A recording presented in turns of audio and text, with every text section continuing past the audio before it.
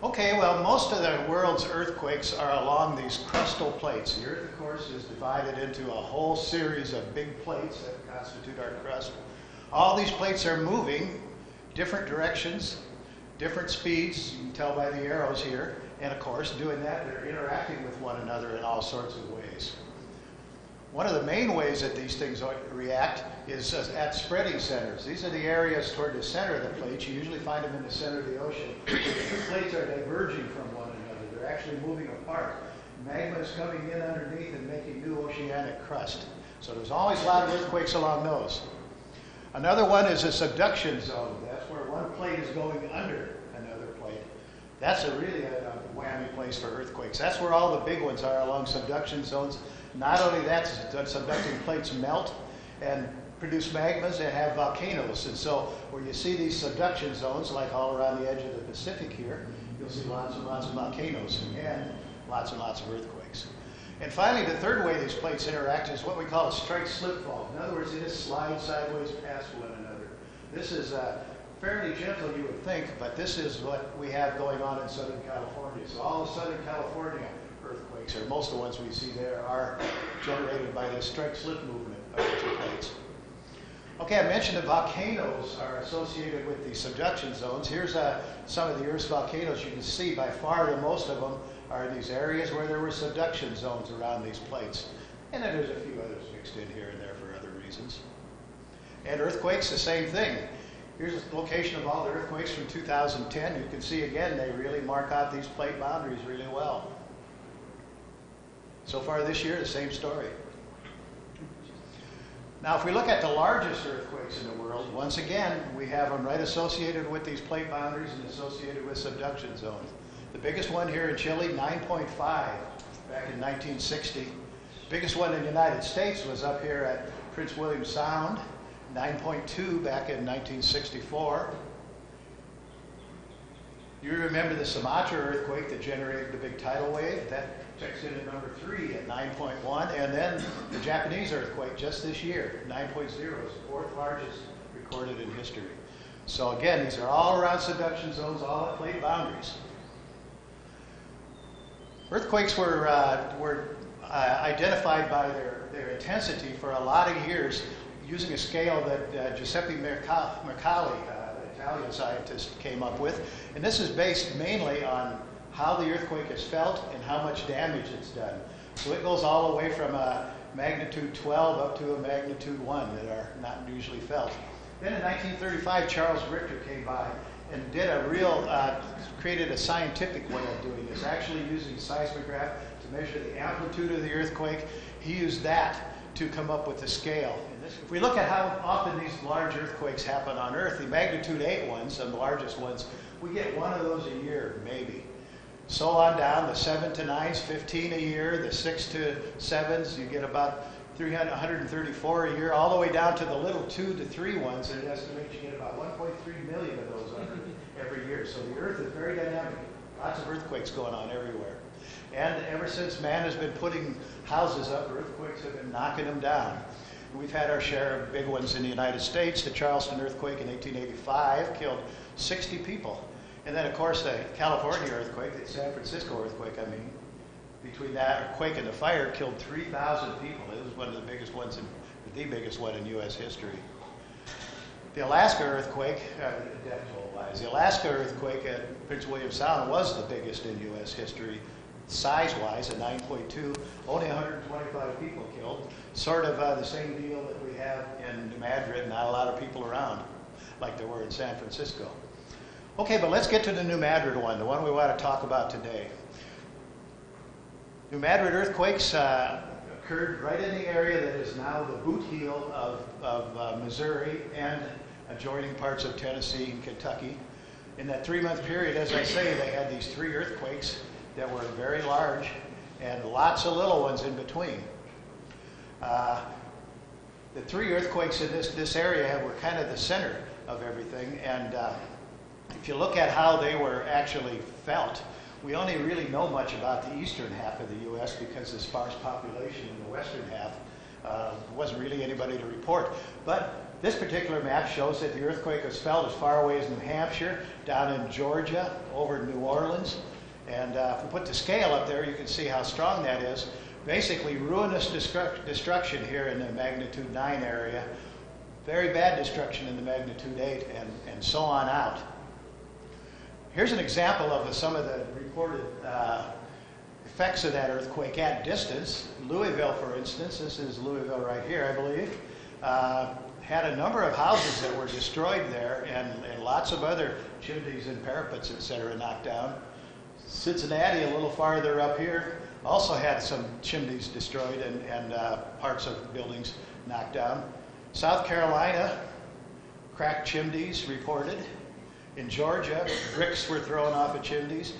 We know that there were church bells rung in Boston and also in Charleston. So this energy really went out a long ways. It was a big one. But, again, not much in the way of injuries. This is what the population looked at like at the time. All this area in green here, 2 people per mile or less, and in most cases less is the operable term. So you can see there wasn't really a lot of people to get injured there. Here's another map that shows some of the report. This was published by a U.S. Geological Survey 100 years after the earthquake in 1912. We zoom in on that a little bit. These blue dots indicate places where people actually heard a noise of the earthquake. If you can imagine, all the way over to Savannah and Charleston, Washington, D.C. and Baltimore. Holy cow. It was just felt in these other places, Middlebury, Vermont, Boston, etc., New Orleans. Now, most of the actual damage was done in this little area where there's a lot of destruction there and almost total destruction in that purple area. Well, that's a kind of a funny shape. What does that mean? Well, this is an area where there was major liquefaction. This is an area where there's floodplain of the river. There's very loose and poorly consolidated sediments in that area. It's not a good place to be if you're having an earthquake. Just for example, here's Memphis, Tennessee, and they have almost 2,000 feet of unconsolidated material here underneath them. All that stuff is going to shake like crazy. Matter of fact, if we look at what an earthquake does when it hits that kind of material, in rock an earthquake might be this strong. That same earthquake up here will be much stronger. In other words, it's going to move the ground around a lot more. If you have a house up there, it's big trouble. Liquefaction, another problem. Well, what is liquefaction? Liquefaction is when you have a lot of sand particles with water all around them, and you shake it all up, and all the sand particles settle down. The water goes to the top. The buildings are sitting on water, and they tip over. This is from Japan, but there was a lot of liquefaction associated with the Madrid fault. Here's a kind of a picture I like that shows liquefaction. This is Japan also. Another thing associated with liquefaction that was related to these kind of earthquakes are what are called sand blows. Basically, when the sand down here liquefies, water comes to the surface, it's under pressure of all this underlying material, finds a zone of weakness and shoots up to the surface and carries a lot of sand and debris up with it. That's what's called a sand blow. And this is kind of what they look like on an aerial photograph. They can cover a big area. And in the case of New Madrid, this is supposedly one of the biggest areas of these kind of liquefaction sand blow effects that has ever been noted anywhere on Earth. They talk about tens of thousands of square miles covered with sand and water that oozed up and out of the ground. Well, remember these features. I'm going to talk about them in a few minutes here on a different aspect. Well, the liquefaction can also cause the land above it to collapse. And this happens on riverbanks, etc., cliffs, bluffs. And here's an example of what happens when the ground underneath this bluff liquefies. Lots and lots of this kind of stuff going on in New Madrid, too. Okay, HUD put together this map that kind of shows the damages. These are the actual places that reported damage associated with this quake.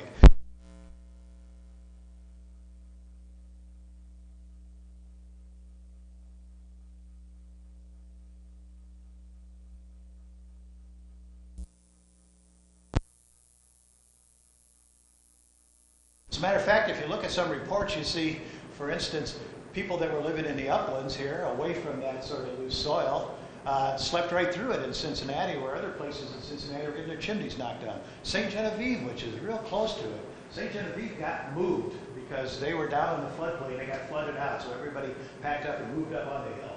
And when the earthquake came, it did very little damage there. St. Louis really had little damage because, again, a lot of St. Louis at the time was up in the hills. Well, we have plenty of reports of really interesting things that happened associated with this. All these little pink guys here, these are reports from eyewitnesses at the time that were there during this. In this case, most of these are from that very first December earthquake. If we can look at the fellow down here, Mr. Bradbury, that was down there. I'll let you read this, and I'll just kind of pick out a few things there. He was awakened by this tremendous noise. He was on his boat.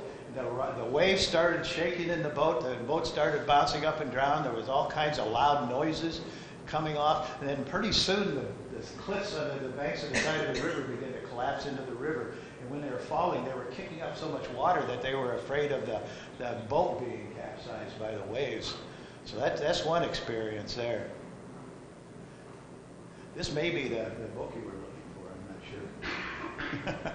Another one up here in this little town of Little Prairie, just south of New Madrid here.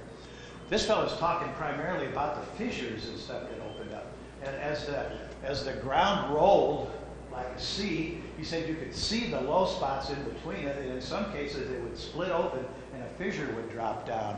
Now, this isn't one of these kind of things that's going to swallow you. They got maybe 12 feet deep or something like that. People crawled out of them, but there were cattle and other things that fell into them that they would have had to get out of there. He also commented on the sand blows, blowing up sand and water 8 to 10 feet above the land surface, and the strong sulfur smell that you get with all the rotting vegetation and everything that was down there.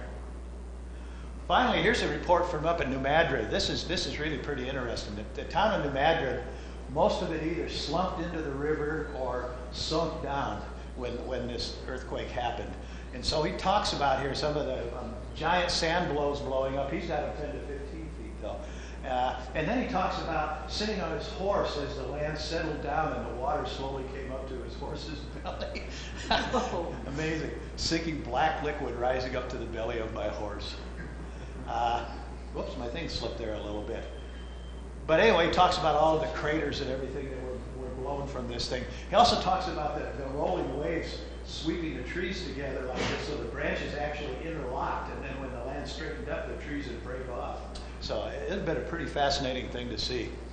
Now here's the town of New Madrid, and right up in that area there was a lot of other things going on, so I'm gonna blow that area up here and take a look at it. This is where the Real Foot Fault crosses the river right in this area. And this was a fault that was active during the February earthquake. Now what this fault is this is a thrust fault. So in other words, a plate up to the south, this plate down here, is sliding up and over the plate to the north.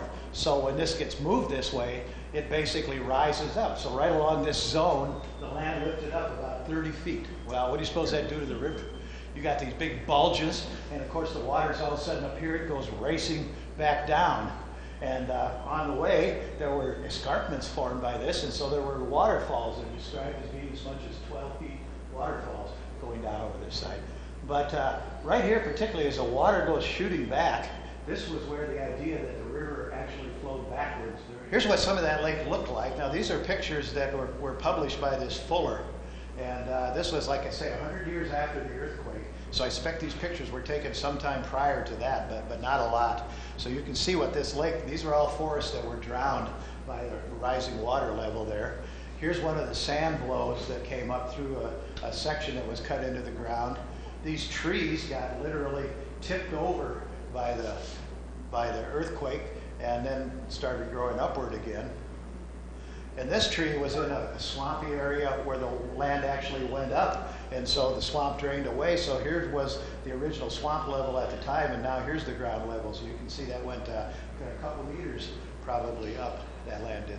Plus, people in as far away as Louisville and Cincinnati felt as many as 2,000 individual quakes in that period of time. Reports said that basically the ground just never stopped shaking for months. So this is really a pretty incredible earthquake. Well, let's talk a little bit about the geology. Why is this an area seismically prone in the first place? Well, it really goes back to a long time ago. It goes back to a thing called a hotspot. A hotspot is something that happens that we really don't know a lot about, but apparently magma from right down at the outer core moves up through the mantle all the way to the surface, and this giant upwelling creates a hot spot at the surface there. There's lots of volcanoes for these hot spots, generally speaking. Hawaii's a hot spot, Yellowstone's a hot spot, Iceland's a hot spot. But one of the things it often does is it bulges up the land. And when this ground bulges up like that, it sort of naturally splits into 3 splits. It's called a triple junction in geology. Now, if this rifting continues, if this uplifting continues, 2 of these will connect and actually break open, and this is how oceans are formed. So an ocean would form between those. Well, this is Rodinia. This was a supercontinent 700 million years ago. million years. 700 million years ago. Supercontinent means all of the major continental masses are all together in one spot. Well, what happened about that time is it started to break up. And one of the reasons it broke up where this hot spot was wandering across there, breaking things up. So a hot spot appeared there and had a triple junction and then moved over here, created another triple junction, and the ocean rifted off between there and around all these other places. So one of these failed arms, one of the arms that didn't open up, is the Real Foot Rift. So that was the origin of how all of the geology started at this point. But that's really far from the end, because about 300 million years later, continents got back together again to form a supercontinent. What happened there was our northern continent, Laurasia, got smashed into by Gondwanaland, pushed up a bunch of mountains all along the collision course, pushed up a few interior mountains, pushed in some basins, did a lot of geology there. And we ended up with the supercontinent of Pangaea. Here's about where New Madrid would have been on that. That's right up in there. Well, of course, in due course, that continent broke up. And during the Cretaceous, shortly after the breakup, another hot spot apparently came by and domed up right underneath there again. And this time, rather than splitting and forming an ocean, it just eroded very deeply down into that bulge. And that became what we call the Mississippi Embayment, and become the Mississippi River Basin. This is what caused most of this flat area through here. Now this basin has been subsiding ever since the hot spot went away, basically, and filling with sediments. That's how all these loose sediments that do all the damage got in there. We know a lot of this because of things like gravity surveys. This shows the variation in the Earth's gravity in that area. Seismic surveys, where we actually send shock waves into the ground to bounce back and measure what's down there. And we've been able to put together a story like this. This is what it looks like at depth. Go way down to the crystalline rocks in the basement. There's your rift filled with sediments, and there's actually some volcanic rocks that are squirted up in between here. So there's lots of fault zones, lots of zones of weakness in there. And subsequently, lots and lots of earthquakes. Here's a series of charts starting out from 1974 to 75, 76. There's 5 years later, 10 years, 20 years. You can see how these earthquakes build up primarily along these 3 major trends right here. These are the 3 fault zones that actually broke loose to cause the earthquake in 1811, 1812. And they're the ones that are still active. We know if we look at faults that are what we call quaternary faults, faults that are formed in the last, say, 3 million years. This is what, from 74 to 76, 74 to 77, 74 to 79, etc., 10 years, 20 years. So here's New Madrid now. It's right out in the middle of this plate. We already talked about all of the earthquakes going on around the side of the plate. So why is that area still tectonically active, whether it has a rift or not? Well, one of the things that has come to light relatively recently, kind of an interesting story. About 30 million years ago, this would have been in the Jurassic, the Pacific plate started going under the North American plate. Now, this is a distribution of the plates today. This is what's left of that old Pacific plate, right down there, called the Cocos now, and this little bit up here called the Juan de Fuca. Most of the rest of it went underneath, and that's what we call the Farallon Plate. Well, rather than sinking straight into the mantle like these subducting plates usually do, this one, for some reason or other, slid almost parallel to the surface underneath North America. And as it moved along, it pushed up some of these coastal ranges, it pushed up the Rocky Mountains, and it seems to have gone about as far as New Madrid. And we know that from a number of things. We take a map here that shows the thickness of the crust. We see this area here that really corresponds to where this slab is presently at, starting to sink into the ground, right in the middle of the continent. We can see it again. This fellow Forte and other put together this thing called predicted surface dynamic topography. And this is basically looking at a number of things. It's telling you what the crust is doing. The reddish areas, the crust is kind of moving upward. The purplish areas is moving downward. So that slab is apparently sinking into the mantle right here underneath the New Madrid, pulling down, tugging down on that rift zone, keeping it active. We get another view of this using a thing called seismic tomography. Now, what tomography is you have a lot of earthquake stations that measure earthquakes from all over the world. And as these earthquakes come to these various stations, they arrive at different times, and the various waves arrive at different times at different strengths, and you're able to plug all that in and figure out what kind of rocks these waves actually went through on the way up to the seismic stations. And people much smarter than I do that kind of stuff. And this is what it looks like, and this is what the direction of the movement of the rocks are based on that tomography. So if we highlight this, here's the Farallon. This is a cross-section here, basically along that line. So this is an east-west cross-section, basically across North America. Right through here, you see the Farallon Plate is sinking into the ground right underneath New Madrid. Here's another north-south line running through New Madrid. So this would be cutting right through here. And sure enough, we can see the thickness of the plate going into the ground there. So it really looks like this Farallon Plate has something to do with it. Now, we're going to learn an awful lot more about that in the next few years. There's this project going called EarthScope, which is a National Science Foundation project to put a series of seismic stations in all across the country. They put them in a strip, they put another one in, and then 2 years later this one moves over there, 2 years later that one moves over there, and working its way across the country. They put this group in this year, 2011. So next year they're going over there. So they're actually starting to do proposals and stuff to do work on the data that comes from here. This is a lot of really closely spaced seismic stations that are going to give us a lot better resolution of what's going on as far as that plate at depth. So I'm really looking forward to seeing what they learn from this. We've also had one other idea recently about what might be causing this earthquake, or this series of earthquakes, continued earthquake activity. And that's what's called glacial isostatic rebound. Whoops. Oh, shucks, I lost one of my slides. What isostatic rebound is, anyway, is as the glaciers move down over this land, that's a big, thick layer of ice. This may be several thousand feet of ice. It's a lot of weight. And you pile that much weight up on the crust, and it actually sags, makes the crust sag down. It pushes down against the plastic mantle and actually deforms the crust. So then after the ice melts, it takes a while for the crust to slowly work its way back up. That's glacial rebound. And these people here, Groman and Zobak, they studied the Laurentide ice sheet. This was the most recent one. It only went this far. And in doing that, they calculated that the stress fields here ought to be focused right about in the area of New Madrid. So this may be another driving mechanism.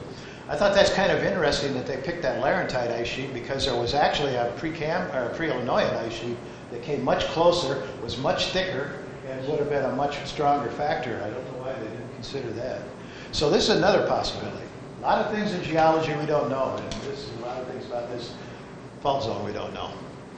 Okay, so we look at seismicity in North America, you can see the size of the circles represent the size of the earthquake. Of course, most of the earthquakes are out there along the continental margin there. Only a few of them in here. Why is that important that we study the ones in here? Well, here's what happens when you get an earthquake of 6.8 and one almost the same size in California. This is the area that's affected. A huge area in the eastern part of the country is affected and only a small area in the western part of the country. This is because the eastern part of the United States is older. The rocks are older, the crust is thicker, they're cooler, they're denser, and so they transmit sound waves or seismic shock waves much more efficiently. In this case, an order of magnitude more efficiently than the earthquakes out in California do. So when they have a magnitude 5 earthquake in California, it would be about the same as a magnitude 4 earthquake here. So these earthquakes, although they're the same magnitude as some of these out on the West Coast, do a lot more damage and are felt over a lot bigger area.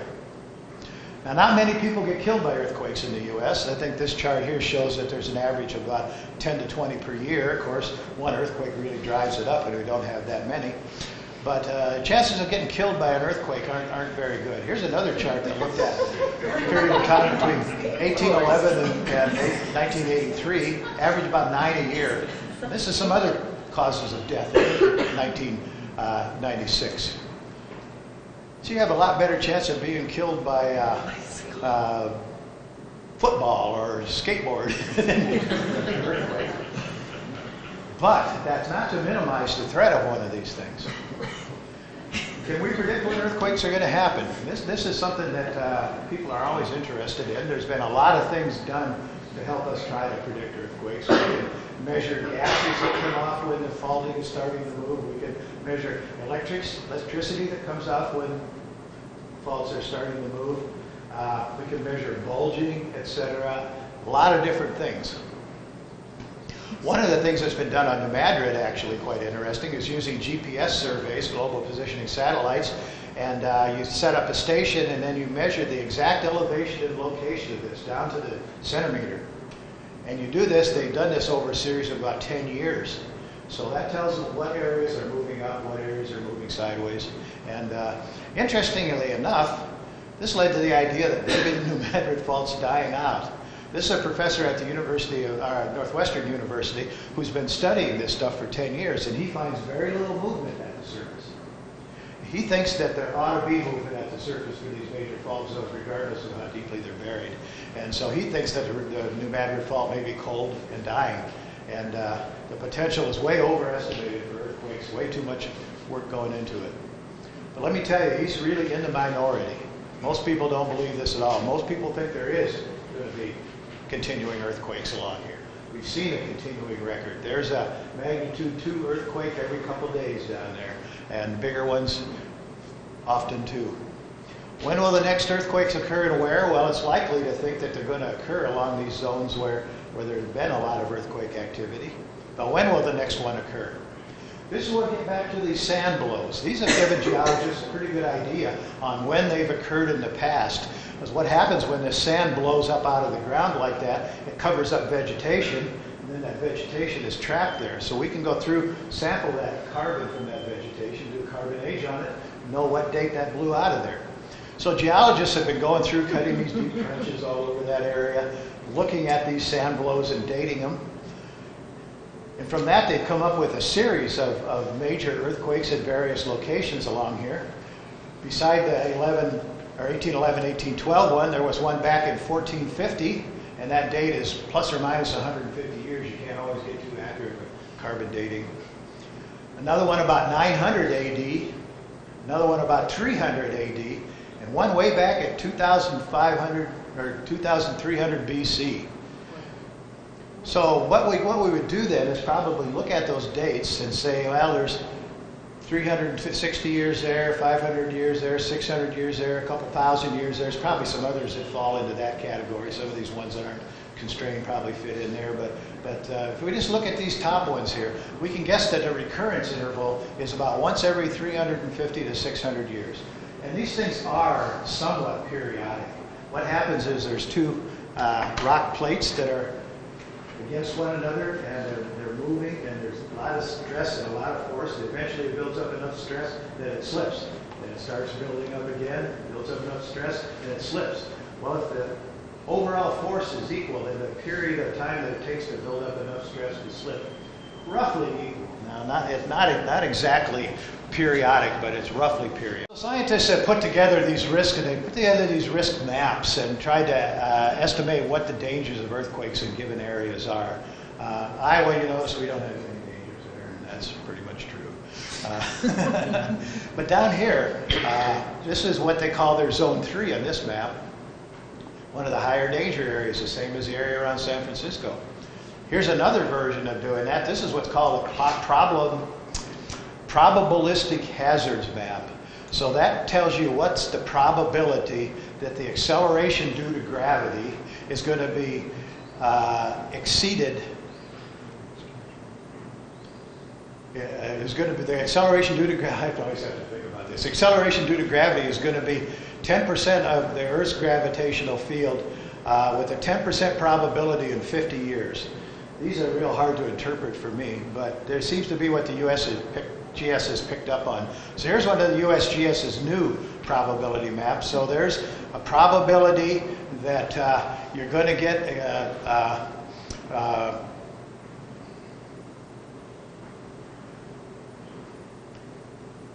you're going to get a ground acceleration within the next 50 years. There's a 10% probability that it's going to reach the values here. So if you look at the color in there, that's kind of an orange color. That's about a 7.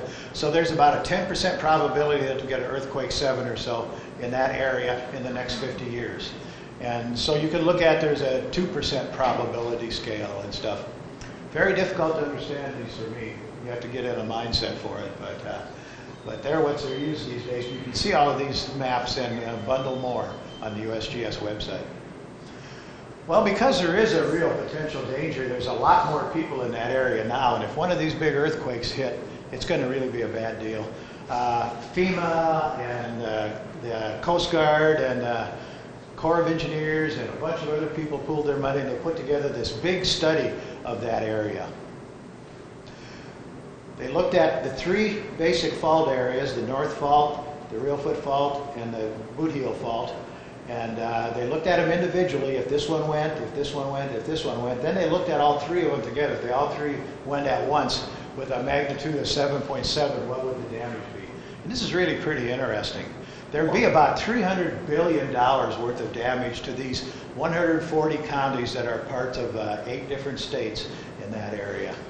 There'd probably be something on the order of about 3,500 fatalities and lots of injuries, probably another 82,000 people injured, maybe almost 2,000 of those with life-threatening injuries. On top of that, you're going to lose 129 of the hospitals in that area. So there goes 1,600 beds. So you don't have anywhere to put these injured people. Plus you have all the people that are normally at risk with all their normal medical problems that have to go somewhere. They're going to need hospital care too. You're going to have a lot of buildings collapse. A total of 32,500 buildings in that area are going to collapse. And this tells you by state in that area what percentage of the buildings are going to actually totally collapse and what are just going to be damaged. And of course, there's going to be people buried in those collapses, so you're going to need search and rescue teams. They estimate you'll need about 1,500 search and rescue teams, about 40,000 people to go out and search all of this material to try to see how many survivors they can come up with. And a lot of people are going to be seeking shelters because their houses are going to be destroyed. The first day after that earthquake, there'll be 200,000 people looking for shelter. By day 3, an order of magnitude more, 2 million people looking for shelter. This is a big problem. It's really nice to know that these people are thinking about it. Power outages within that area there, about half the homes are going to lose power. And about an equal number in that area are going to lose their household water supply. Major bridges to transport help into this area. These are the major bridges along the Mississippi, Ohio, and the Arkansas here. The red ones indicate ones that will be damaged probably to the point of not being able to use them anymore. So you lose a lot of your transportation network in that area. There's 10 major pipelines that run through there that will all break in a number of places. So you can see you're going to have a real disaster on your hands there. Well, disaster is just what a lot of people are looking for. And so you see lots of people that have these crazy predictions on the internet, on all your favorite websites about the new Madrid earthquake is going to go off again, etc. One of my favorites was back here in December 3rd, 1990, when good old Dr. Ivan Browning, who was a climatologist, he predicted that on December 3rd, all of the planets were going to line up, and that total gravity field was going to just cause all sorts of havoc on Earth. It was going to kick loose this earthquake, and it was going to be the worst thing in the world. Of course, almost no scientists agreed with him, but the media loved it. So this is what they called the big media quake. They had ordinary satellite truck out there to film the whole thing, and of course nothing happened. What's that thing above his head? Oh, that's an asteroid. Falling on him. Or a rock destroying, I'm not sure which. Of course, one thing that did happen from that is some people made a lot of money selling survival books. Well, there's another one of these things that's going on right now related to the 2012 Doomsday Prophecy. This is December 31st at the solstice, you know, when the end of the world is going to come for sure. The Incan calendar tells you so. The movies tell you so. It's got to happen. Well, this is what this prophecy says. There'll be a giant earthquake at New Madrid and another one here about Champaign-Urbana area that's going to actually split the continent off. Sure. Okay? Sure. So what that's going to do is open this big waterway here, plus the continent is going to sag down to all the eastern seaboard, Florida, all these places are going underwater, and much of California is going underwater, much of the west is going underwater. This is going to be a really disaster. December 21st, 2012, put it in your calendar. Seaside property. Here's another map that does give us seaside property. I like this one. Right next to the shore. So anyway, those are a few of the prophecies, and most of these guys have their head in the sand, like Louis Agassiz here. This was a statue that was at Stanford University that fell off its pedestal during the San Francisco earthquake. I like that. Louis Agassiz was a geologist. So that's a New Madrid earthquake, and I'll be glad to take any questions, and I'll be around here a little while after the talk if anybody has any.